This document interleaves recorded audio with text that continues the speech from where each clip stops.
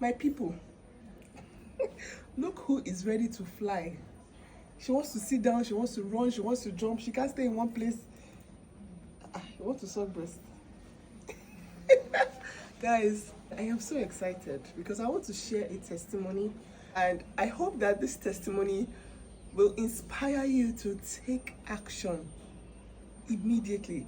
Just ignore this baby because I tried to keep her down. She wasn't having it, so we're going to do this video together. I have to tell you now that it's fresh in my chest. You guys, I have permission to share this testimony. Okay? A friend of mine, I met her during one of my IVF cycles in perhaps one of the most popular IVF clinics in Nigeria. We met, we clicked, we were friends, and she shared her journey with me. Right now, she has her daughter after 12 years of marriage. Just here in February, via Surrogacy. Okay, we just visited her last week, and you guys, my heart is blasting with joy. 2013 was when she got married, and before she got married, she had done one surgery to take out fibroids in the uterus. Okay, the muscular part of her uterus had 2 tennis-sized fibroids, and she was told that the best way was just to take it out since it was in the muscular part of the uterus, and that it was going to be fine. So she did that. She took the fibroids out. When she got married, everything was okay. She got pregnant within the first year. Sadly, she had a miscarriage, and it was so sad.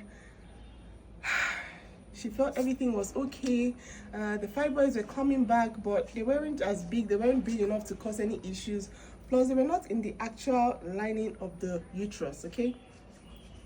When she had her second miscarriage, that was when she realized that she had fibroids in the actual uterine cavity, okay?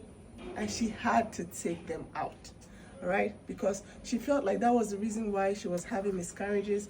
So she went for the surgery, the second surgery, to take out fibroids the size of a cherry, multiple cherry-sized fibroids in the actual uterine cavity.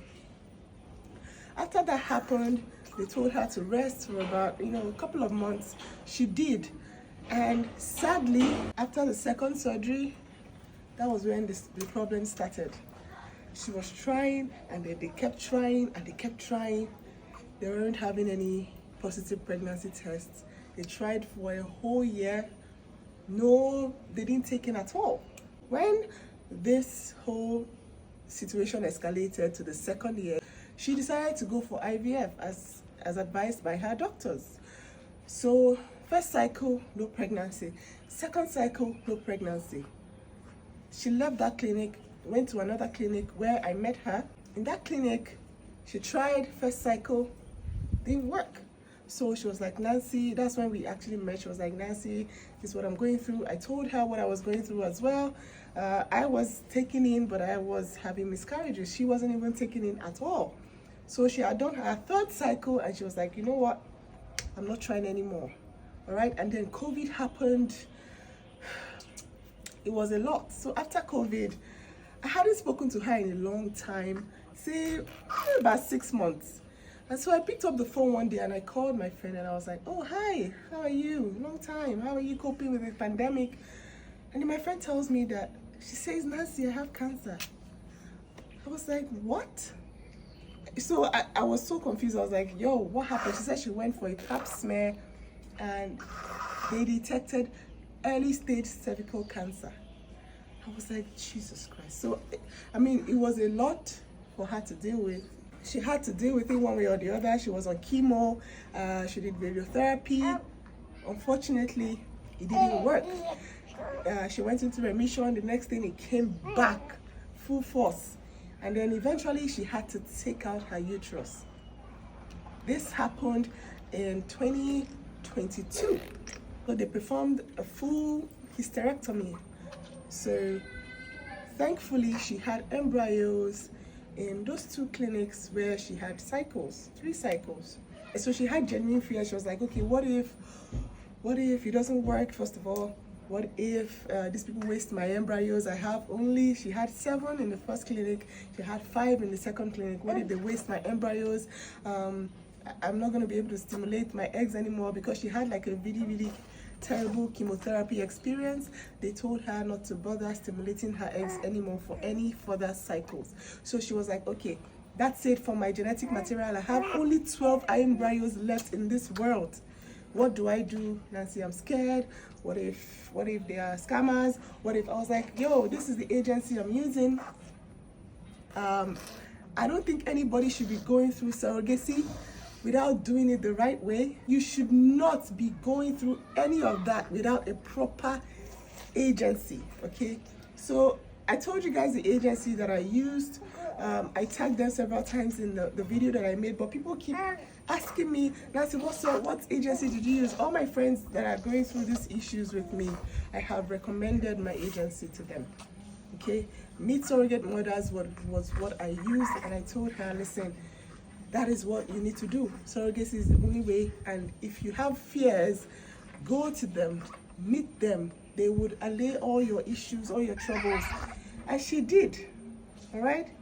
She did, and today she has a beautiful baby girl. See, there are people who have had cancer, uterine cancer, fibroids, bad fibroids. They honestly cannot have any children with their uterus. Thankfully, there are angels in this world who are willing to help families like us have children, all right? By giving their uterus, sacrificing their uterus for us to have children. She had these fears. Oh, Nancy, is it biblically correct? And this is a pastor's wife. We all know who Jesus is. He was the first surrogate baby. If you know in your heart that you have no other option, your doctors have told you, and you are a Christian and you have these fears, my dear, it is time to let go of them. It is time to take action.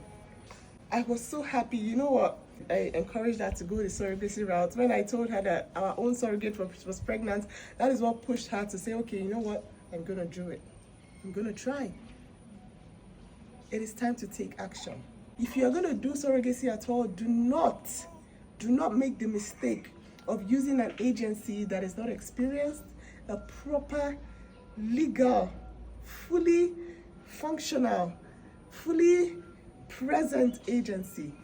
So this is the video. I'm going to say it now. I used Meet Surrogate Mothers. They are the oldest, perhaps the most professional agency in Nigeria that would help your family and actually take good care of their surrogates, okay?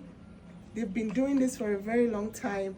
Their surrogates are, women who are responsible. So if you have all the fears about, infections and whatever, they screen their surrogates, okay?